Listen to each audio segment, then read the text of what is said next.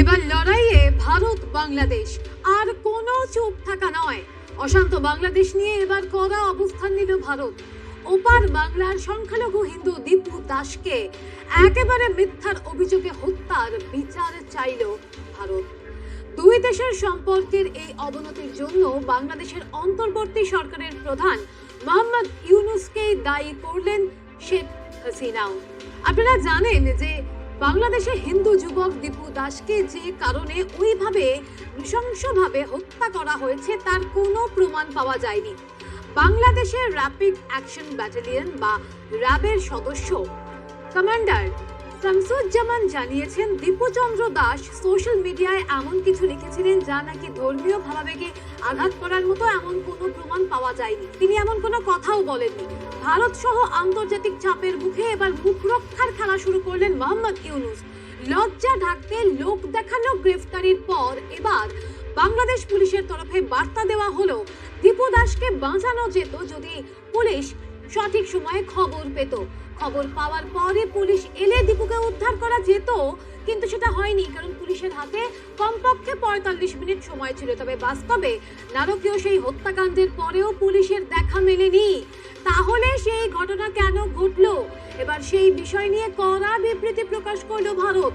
ওপার বাংলায় সংখ্যালঘুদের উপর আক্রমণ নিয়ে যার পর নাই উদ্বিগ্ন দিল্লি, বিবৃতিতেও তার উল্লেখ রয়েছে। বিদেশ মন্ত্রকের তরফে বিবৃতি জারি করে জানিয়ে দেওয়া হয়েছে, দীপু হত্যাকাণ্ডের অপরাধীদের বিচারের আওতায় আনা হবে। ভারতীয় বিদেশ মন্ত্রকের মুখপাত্র রণধীর জয়সওয়াল একটি বিবৃতিতে বলেছেন, বাংলাদেশের পরিস্থিতির দিকে ভারত নিবিড়ভাবে নজর রেখেছে। বাংলাদেশের কর্তৃপক্ষের সঙ্গে ভারতের আধিকারিকেরা নিয়মিত যোগাযোগ রাখছেন।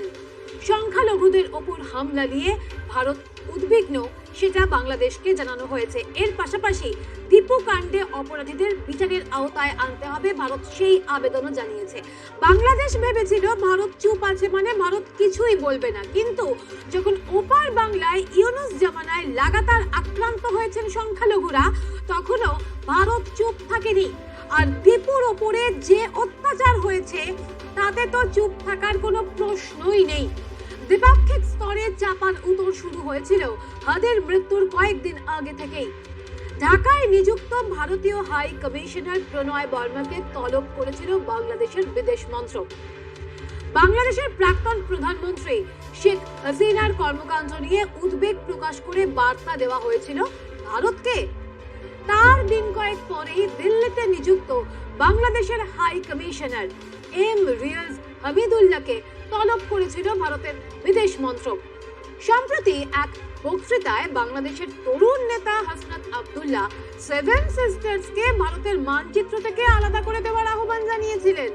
শুধু তাই নয়, উত্তর পূর্ব ভারতের বিচ্ছিন্নতাবাদীদের আশ্রয় দেবে বাংলাদেশ, এমনও মন্তব্য করেছিলেন তিনি। আর হাসনাতের ওই বক্তব্যের প্রেক্ষিতেই তলব করা হয়েছিল বাংলাদেশের হাই কমিশনারকে। বস্তুত দুই দেশের চাপান উত্তরের একটা প্রেক্ষাপট, নতুন প্রেক্ষাপট তখন থেকেই তৈরি হয়েছিল। ভারতের এই বিবৃতিতে সেটা আরো স্পষ্ট হলো। এবার বাংলাদেশ তো বাংলাদেশই, ভারতের দেখা দেখি বিবৃতি জারি করেছে বাংলাদেশও। খুবই হাস্যকর সেই বিবৃতি। বাংলাদেশে ময়মনসিংহে যুবক খুনের এই ঘটনায় ভারতের বিবৃতিতে আপত্তি জানিয়েছে বাংলাদেশ। তাদের বিদেশ মন্ত্রকের দাবি, দীপুর ঘটনা একটা বিচ্ছিন্ন ঘটনা, ওই ঘটনাকে সংখ্যালঘুদের উপর আক্রমণ বলে দেখানো উচিত নয় বলে দাবি ঢাকার। এটা যদি বিচ্ছিন্ন ঘটনা হয়, দীপু কি তাহলে বিচার পাবেন না? ওই বিবৃতিতে আরো দাবি করা হয়েছে, এটা একটা বিচ্ছিন্ন ঘটনা। ভারতের কর্তৃপক্ষ বিষয়টিকে সংখ্যালঘুদের উপর হামলা বলে দেখাচ্ছেন, যা একেবারেই নয়। ময়মনসিংহের ঘটনায় তারা দ্রুত পদক্ষেপ শুরু করেছে, অভিযুক্তদের গ্রেফতারও করেছে, যদিও সবাই বলছে সেই গ্রেফতারি একেবারে লোক দেখানো। দক্ষিণ এশিয়ার অনেক দেশের তুলনায় বাংলাদেশের সাম্প্রদায়িক পরিস্থিতি নাকি যথেষ্ট ভালো বলে দাবি করেছে ঢাকা। দিল্লিতে অবস্থিত বাংলাদেশ হাই কমিশনের সামনে কয়েকজন বিক্ষোভ দেখিয়েছিলেন। সেই ঘটনাকে কেন্দ্র করে বাংলাদেশের প্রথম সারির একাংশ সংবাদপত্র ভুয়ো খবর পরিবেশন করেছে ভারতের নাম নষ্ট করার জন্য। সেটা প্রচার করার দায়িত্ব নিয়েছেন সেখানকার সরকারি অফিসাররাই। ইউনূসের তরফ থেকে সেই খবরকে বিভিন্নভাবে প্রচার করা হচ্ছে। ভারতের বিরুদ্ধে একটা নোংরা চাল চালার চেষ্টা করেছিলেন ইউনূস, কারণ তিনি প্রমাণ করতে চেয়েছিলেন দিল্লিতে অবস্থিত বাংলাদেশ হাই কমিশনের সামনে শুধু বিক্ষোভই হয়নি, ভারতের মাটিতে দাঁড়িয়ে বাংলাদেশের হাই কমিশনারকে হত্যার হুমকিও দেওয়া হয়েছে। ইউনূস ভেবেছিলেন এই বক্তব্যকে যদি এই মুহূর্তে ছড়িয়ে দেওয়া যায় তাহলে ভারত বিদ্বেষী প্রপাগান্ডা প্রতিষ্ঠায় আরো সফল হবেন তিনি, কিন্তু তার সেই চাল অচিরেই বিনাশ করে দিয়ে এই সংক্রান্ত প্রশ্নের উত্তরে রণধীর বলেছেন, বাংলাদেশের সংবাদ মাধ্যমের একাংশের মধ্যে ভুয়ো প্রচার দেখতে পাওয়া যাচ্ছে। দূতাবাসে জোর করে প্রবেশের কোনো চেষ্টা করা হয়নি। পুলিশ ঘটনাস্থলে গিয়ে বিক্ষোভকারীদের কিছুক্ষণের মধ্যেই সরিয়ে দেয়। এর ফুটেজ প্রকাশ্যেই রয়েছে। ভারতের মাটিতে অবস্থিত যে কোনো বিদেশি প্রতিষ্ঠানের নিরাপত্তা সুনিশ্চিত করতে নয়াদিল্লি বদ্ধপরিকর, জানিয়েছেন রণধীর। আসলে ইউনূস প্রশাসনের তরফ থেকে যে প্রচার চলছে সেই প্রচার একেবারে মিথ্যে, এটা প্রমাণ করে দিয়েছে ভারত। দুই দেশের সম্পর্কের এই অবনতির কারণ হিসেবে ইউনূসকেই দায়ী করেছেন শেখ হাসিনা। তিনি বলেছেন, দুই দেশের সম্পর্কের অবনতি যা আপনারা লক্ষ্য করছেন তা পুরোপুরি ইউনূসের তৈরি।